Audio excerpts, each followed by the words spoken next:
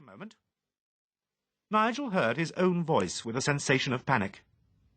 They all turned to him, not in surprise, but with an air of bewilderment. He was conscious of a background of suppressed murmurs in the hall. He felt as though his vocal apparatus had decided to function independently. "Has this lady died naturally?" he asked the doctor. "As you see, I've only glanced at her." "Is there any doubt?" "What do you mean?" demanded the priest suddenly, and then, "Who are you?" "I was in the congregation. I'm sorry to interfere, but if there is any suspicion of unnatural death, I believe no one should—" "Unnatural death? Say, where'd you get that idea?" said the American. "It's the mouth and the eyes, and the smell." "I may be wrong." Nigel still looked at the doctor. "But if there's a doubt, I don't think anybody should leave."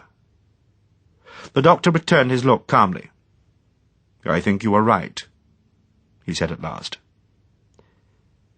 They had none of them raised their voices, but something of what they said must have communicated itself to the congregation.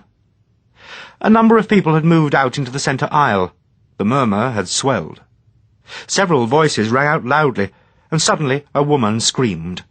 There was a movement, confused and indeterminate, towards the chancel. "Tell them to sit down," said the doctor. The priest seemed to pull himself together. He turned and walked quickly up the steps into the pulpit.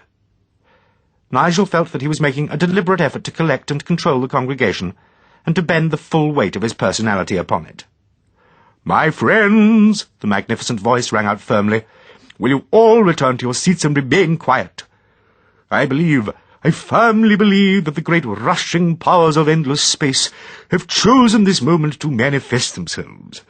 Their choice has fallen upon our beloved sister in Ecstasy, Cara Quain." The voice wavered a little, and then dropped a tone. "We must strengthen our souls with the power of the word. I call upon you to meditate upon the word unity. Let there be silence among you." He was at once obeyed. A stillness fell upon the hall. The rustle of his vestments sounded loudly as he came down the steps from the pulpit. To Nigel, he seemed a fabulous, a monstrous creature. He turned to the two acolytes who stood, the one mechanically swinging his censer, the other holding the jug of wine. "Draw the chancel curtains," whispered Father Garnett. "Yes, Father," lisped the red-headed acolyte.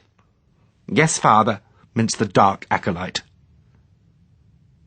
A rattle of brass, the sweep of heavy fabric, and they were swiftly shut away from the congregation by a wall of thick brocade.